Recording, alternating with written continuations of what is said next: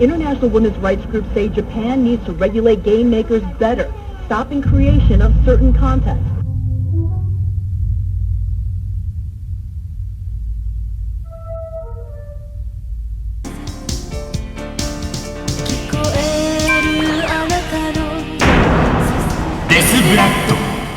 Is a name that must sound very cool if you're Japanese. Released in 1997 by Illusion Software Limited, and they make goddamn sure you know it. If you're watching this video or this channel at all, then you're probably well acquainted with Illusion, but ignorant of its origins as I once was. Death's Blood is the beginning of the Illusion we all know and love. It's what put them on the crooked path of 3D animated coitus. This game is why at least once a year you torrent a 100GB repack of Artificial Academy or iShoujo and then uninstall after playing for 2 hours. An English fan translation was released not even a month ago, and here I am slobbering all over it. In the dark future of 2156, Tokyo has become a den of crime and chaos that still looks 100 times better than most places on modern-day Earth. On top of the usual stuff like gangs and murder, you have roaming packs of discarded animal and human clones in a perpetual killing spree. It seems like we tried to bring velociraptors back in this timeline, which was a fantastic idea. Still, that proves to be the least of our worries once an alien spaceship crashes over the Sea of Japan. 4 cold sleep capsules were retrieved from the object, 2 of them mysteriously empty, and the other 2 carrying what appears to be human women. One of them suddenly gains consciousness, does some praying mantis shit to the scientist examining her, and then escapes the research lab. We are dealing with an invading species of alien gynoids that reproduce by inseminating human men through their urethra with a parasite which turns them into zombified pregnant husks. For obvious reasons, we've taken to calling them the Lost Ladies. なんだって身の毛がよだつぜ。ロストレディなんて可愛いもんじゃねえな。パラサイトビジターがぴったりだ。The lab attacker called herself Hotaru, which indicates the Lost Ladies possess some degree of intelligence and self-determination. Our hero is Tatsuya Sato, a weary Tokyo cybercop whose reckless pursuit of justice led to his wife's tragic murder at the hands of criminals. Tatsuya is now part of an elite squad tasked with tracking down and eliminating the Lost Ladies before they can impreg anyone else. It's time to clean up the streets, figuratively because they're already spotless. If it were 10 years earlier, this would have definitely been an OVA directed by Yoshiaki Kawajiri. Hell, it even sounds like something Kojima would have written back when he still had a soul. This is all pretty good stuff for 97. They promised me a fancy cinematic 3D game, and so far they're bringing the goods. You will see Tekken 2 CGI models bumping into each other in a facsimile of human reproduction. You will watch in horror as Illusion tries their hand at genuine action-adventure gameplay, and nod politely at their quaint little cyberpunk story. Welcome to Death's Blood, a game by a dead company that no one but me has played, and the first entry in a franchise no one knows. Were you expecting anything else from me? How sensitive is Japan to this issue? Despite weeks of repeated calls to the government, not a single government official would speak to CNN on camera.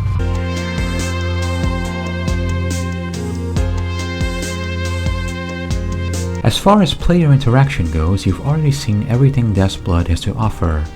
We've got 2 clearly defined sides. One side has you talking to people, investigating, making calls and going into the shady part of town. This is the game at its strongest.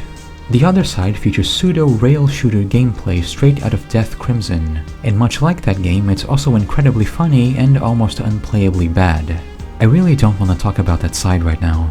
Instead, I would like to bring your attention to Tatsuya's depressing apartment and its many charms, such as a functioning shower and a computer he can use to look at porn and save, complete with its own lavish animation that suggests you're actually saving the case files and not just doing a detached video game thing. When it comes to early 3D environments, it's interesting to see what the Japanese considered novel and worthwhile compared to the West's push towards spectacle and action. Why does Death's Blood go out of its way to inform you it has multiple functioning showers? Well, it's something that would have been either impossible or pointless to do just 3 to 5 years before its release. It's also something that makes the characters resemble real people. Again, it's about suggestion, making things feel more like a TV drama or a movie than some complex living world. New technologies allowed them to focus on what I will pretentiously call human detail. Why does Shenmue make you wait for the bus every day? Same deal. You could just call the Japanese autistic nerds for this, but I think it's obviously the product of an awareness and appreciation of one's surroundings, rather than insular mental masturbation. Rewatching footage of Hotaru's attack, Tatsuya notices that all the electronics in the examination room go haywire, including the camera recording all of this. It seems that lost ladies naturally produce some kind of electromagnetic energy, confirming their nature as biomechanical. But forget all that, time to spend the next 10 minutes making phone calls. This is where Tatsuya's crew is introduced. First we have Carl as our trusty lawman partner / rival. Next up we have Emily, a nurse at a local hospital who took care of Tatsuya after he got shot during a case. She will serve as our impossibly submissive love interest. Next up is Maria, an inspector working for the National Defense Police. She's the flirty, sexually aggressive, mature woman character you see in a lot of old anime.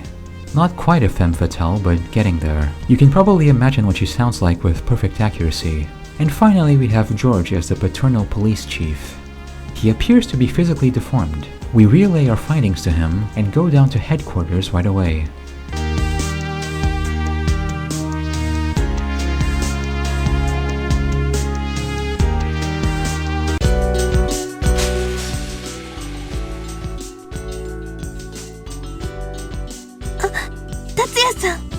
Oh, wait a minute.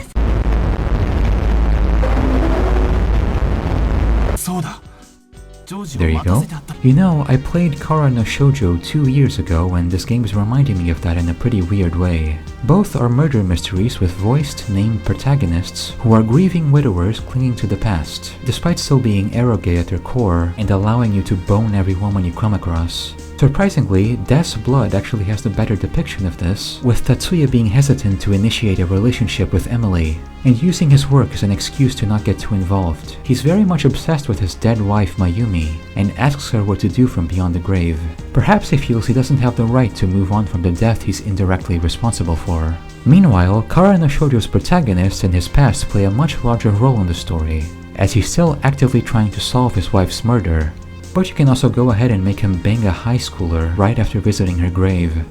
It's trying to be this serious prestige crime drama that also lets you play meat and fuck every now and then. I found it pretty jarring, so it's extra funny that this, of all games, does a better job with it. Back at the cop shop, George has started development on a sensor capable of distinguishing normal women from lost ladies. We can also go downstairs to the quarantine zone and see what became of the researcher attacked by Hotaru. Whatever's inside of him is growing fast, and the due date is fast approaching. A man in the Bay slums was attacked by a lost lady, and Tatsuya's orders are to search the area, which I'll gladly do because I love this place.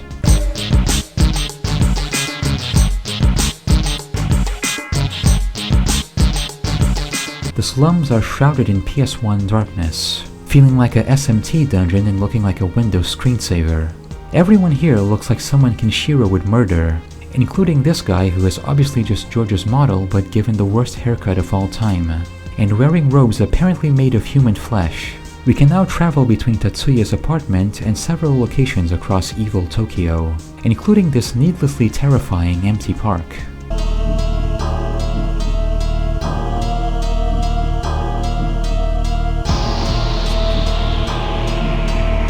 Emily also invites us to her girl house, where she speaks longingly of a mythical land called Australia, where the air is breathable and the animals don't try to rip your face off. You get some emails back home informing you of some optional things you can do, like retrieving high-powered ammo from gangsters and raising your level at a shooting range. What for, you may ask? It's not like we've had to fight anything so far.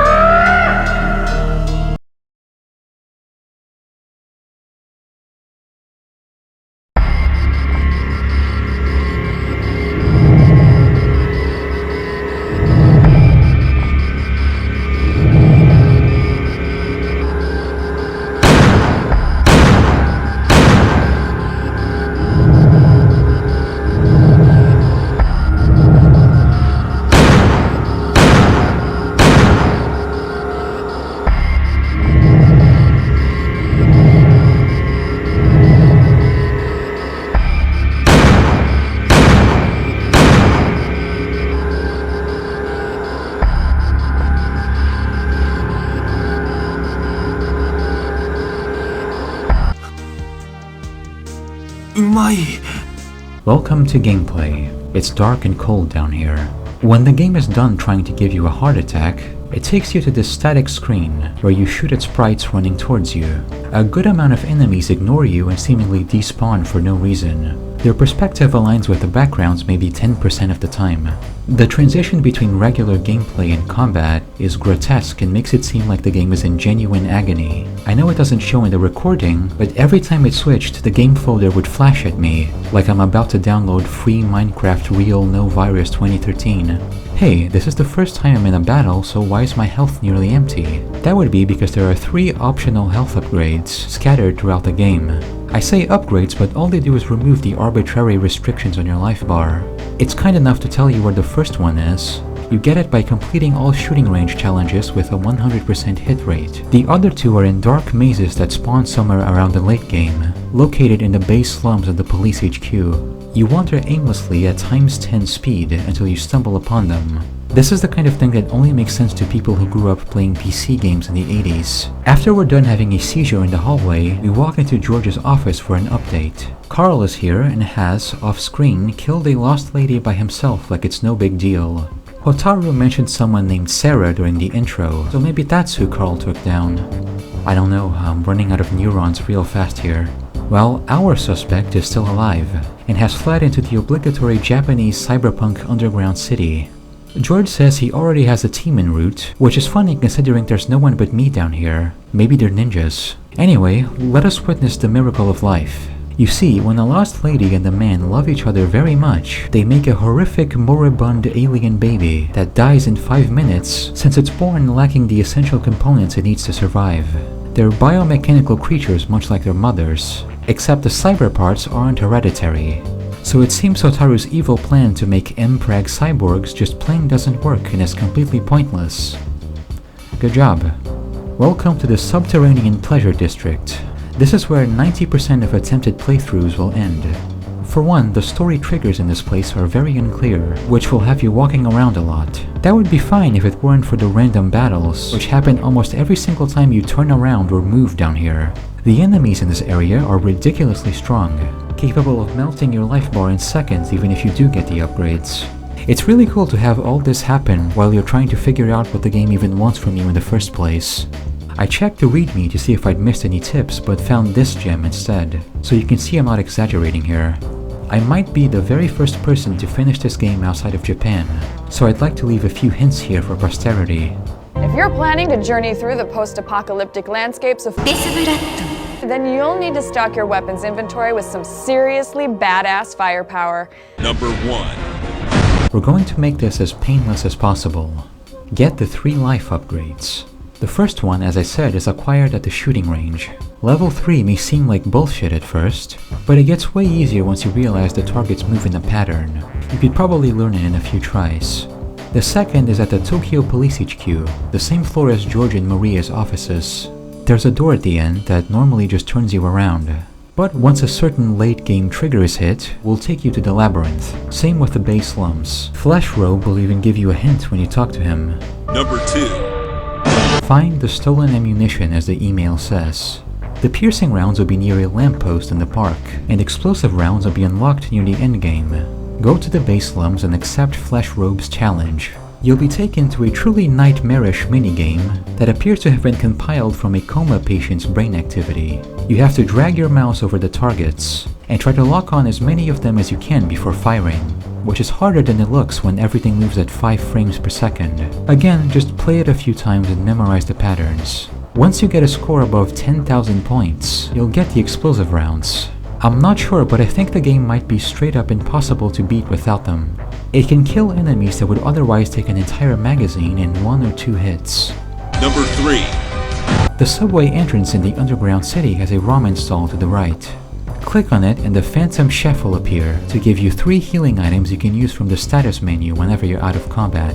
Just follow these simple steps and you can have gains like mine.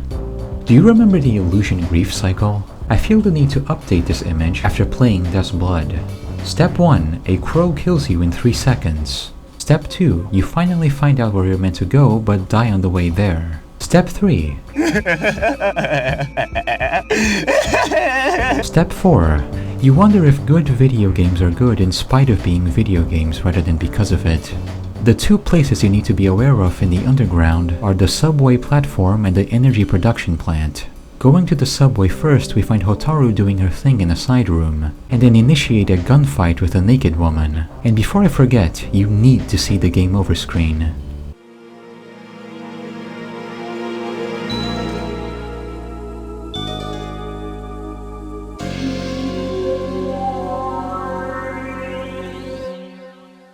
It's very funny at first, not so much when it happens every 2 minutes.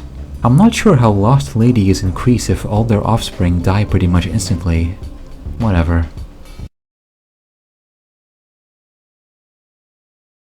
Throughout my Death's Blood experience, I was constantly assailed by a mysterious critical error. The screen would show up seemingly at random and lock up the entire game. I couldn't quit, couldn't alt-tab or access the task manager. Of course, if I weren't a moron incapable of retaining information, I would know the pattern included a force exit command with Ctrl-Alt-End, which does work. Since it's talking about a CD-ROM, maybe it's the patch malfunctioning and making the game ask for data it shouldn't need. Well, I reinstalled the game on my C drive and the problem persisted. What I already knew was that the game would crash if you tried to Alt-Tab or press the Windows key.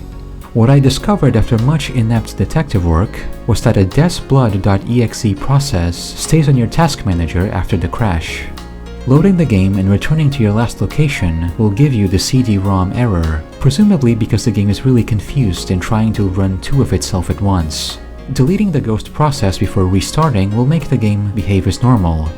I say all of this because I was in a thread with the very people who translated and uploaded this game. They had no clue what I was talking about, and I was completely wrong in half my claims. So we spent a few days troubleshooting this game no one has played, while figuring out how to even beat it in the first place. Pretty amazing experience, honestly. I thought stuff like this just didn't happen in 2026. It brightens my heart to imagine some shut-in otakus having the same discussions on an image board almost 30 years ago. As I've said before, Death's Blood is the first entry in a franchise containing at least 5 other games. It's the only one in English so far, but I'm sure a few more will be translated if I just sit here and wait like a worthless amoeba who refuses to learn Japanese. They look wonderful, I must say.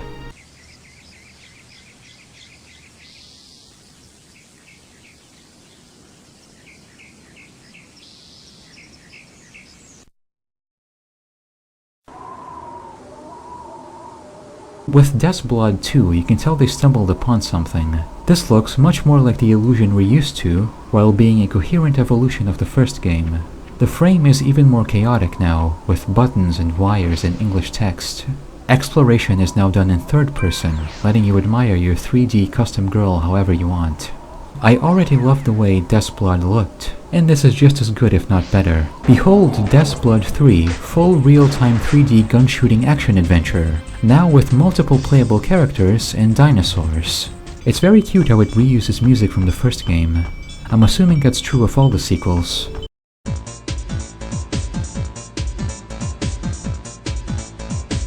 Oh my god, they're learning. That battle transition was great.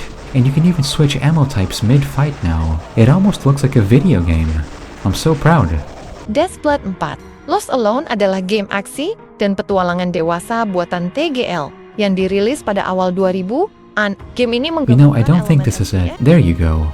Death's Blood 4, Lost Alone. The girls are starting to look like a strange mix of Reiko Nagase and Umemaru 3D. This one has a grappling hook.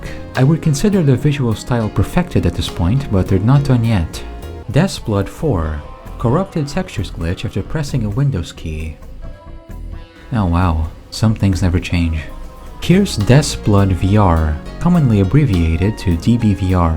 This is not a sequel, but some kind of remake or reboot of the first game, this time with Resident Evil style movement, combat, fixed cameras and pre-rendered backgrounds. Everyone's here. Tatsuya, Emily, Maria, Carl, even the expecting dad showed up. It also has an arsenal of real-world weapons for some reason. I am beyond sad that I cannot play this game. I tried too, couldn't even get it to run. I am extremely interested in what could have driven Illusion to make this. Were there genuine Death's Blood heads out there waiting to see Tatsuya again? I mean, I am one now, but I'm a little late to the party. Look, I don't even care that the combat is obviously really bad again. This is just fucking awesome. Everyone is a PS2 fighting game character now. They really wanted to make this a thing.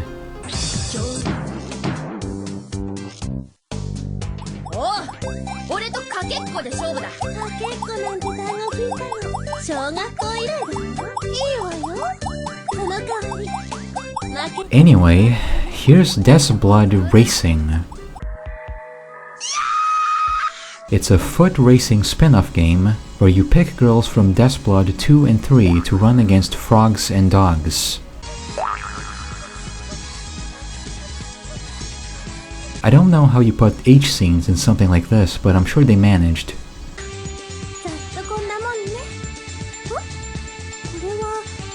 Illusion presents Impression, Inspiration, Innovation. You know what? They weren't lying.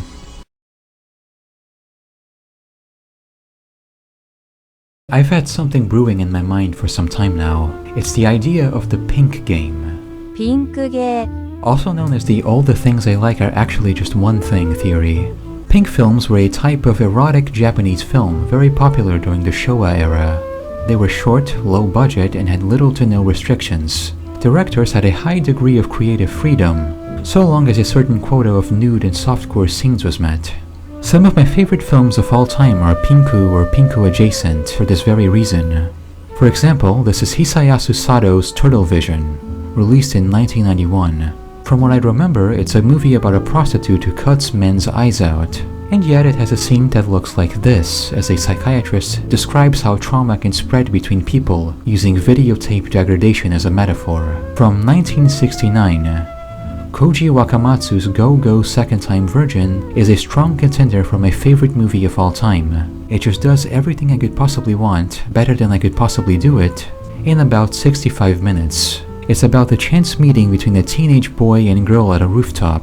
Both of them suffering from sexual abuse which affects them in very different, destructive ways. Almost the whole movie is spent on their attempts to articulate the chaos inside them, while looking down at the world below like a suicidal Adam and Eve. When first watching it, I was honestly ashamed of myself for not being able to connect with the film on a deeper level. I felt I couldn't capture the full transmission, so to speak, much less ever make something like this. It's really no surprise the country this movie came from would go on to make visual novels some 30 years later. Tsui no Sora, the thing you're looking at now, has a direct reference to A Pool Without Water, another film by Wakamatsu. Pretty much everything I truly like has some traces of Second Time Virgin in it, though never as strong as I'd like. Of course, the pink film model is nothing new and was never exclusive to film. For example, Angel Guts' Red Classroom was based on a manga of the same name. You can see a lot of stuff like this in VNs too. Total freedom to be as weird and abrasive as you want, but every now and then you have to hit the brakes and show them eroge stuff for 5 minutes. That's not to say the erotic elements are always bad or that they don't have a place, but I don't think I'm being contrarian when I say they're generally uninteresting compared to the surrounding work. This sense of artistic freedom is also why I tend to enjoy manga more than anime. Less prying eyes, more unfiltered depictions and worldviews, etc. Which finally brings me back to Death's Blood. Death's Blood is what I would charitably call a pink game, or pinkuge. Sure, it's quote-unquote porn, but you're bound to forget that when every other element feels this unique and inspired. The visuals are amazing. Acting is a fusion of grotesque sci-fi horror with deranged fetish material.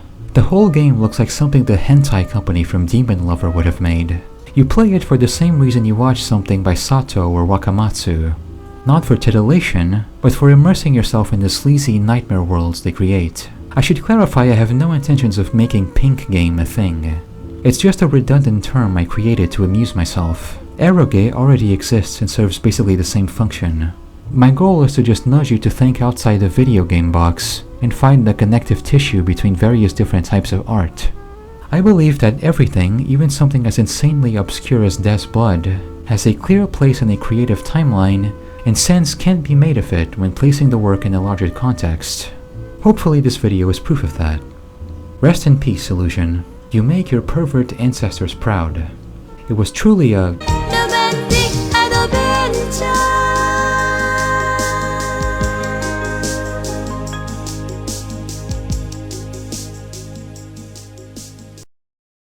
government realizes these games are a problem, and it is checking to see whether self-policing by the gaming industry is enough.